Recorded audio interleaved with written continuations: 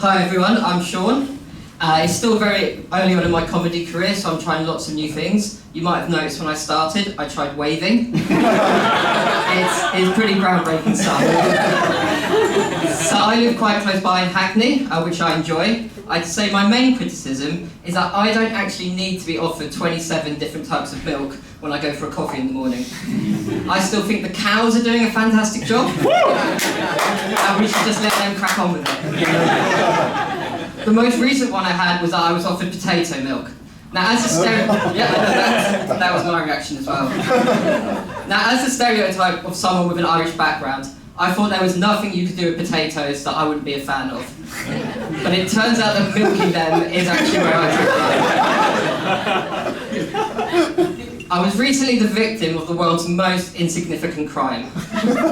I was driving a line bike, one of those electric bikes, through Hackney, and I was trying to park it when I realised I was surrounded by a group of young men who informed me that they were going to be taking the bike. So we had some back and forth, we shared ideas, we had a discussion, and it turns out that they were right, they were taking the bike. But at the time it was quite friendly, but I did think to myself afterwards, if I'd been in a nicer part of London and a young man had offered to park my transportation for me, that would be called valet parking, and I'd have had to pay him. There's a concept that some of you may be familiar with. It's called short man syndrome. It's the idea that men that are shorter are either angry or frustrated, and part of the reason for that is their lack of height. I have a theory about myself, which is that I'm too short to have short man syndrome. And the reason for that is I think a lot of the frustration comes from people being like, if I was just a little bit taller, my life would be so much better. Whereas I'm like, if I was a little bit taller, I'd still be pretty short. So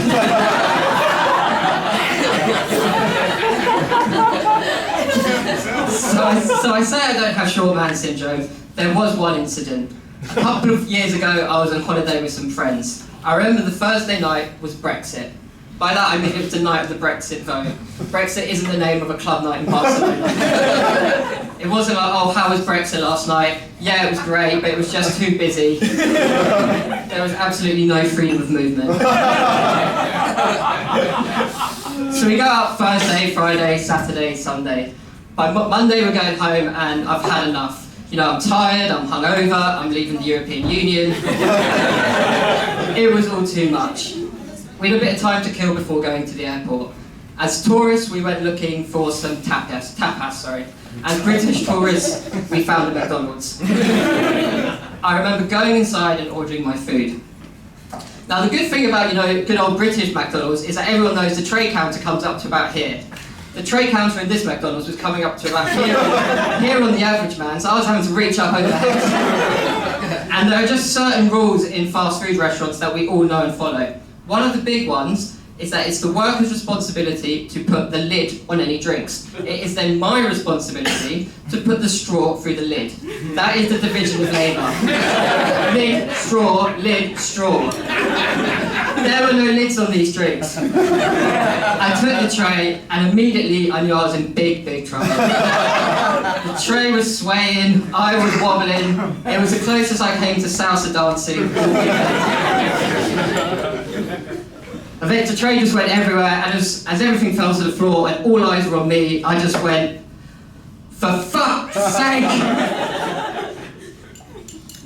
I had recently bought a new hat. I was quite fond of the hat. I liked the hat. I thought the hat and I were going to have a solid, long-lasting relationship. However, on that day, life had other plans. And as parents and children were staring at me, I just chucked the hat into the ground. Which might have been okay, except the ground was now a puddle of Pepsi, Fanta, and what was left of my dignity. I'm going to wrap up now, but the story does have a bit of a happy ending, because after all that, I wasn't so worried about the whole leaving the European Union thing. Thank you very much.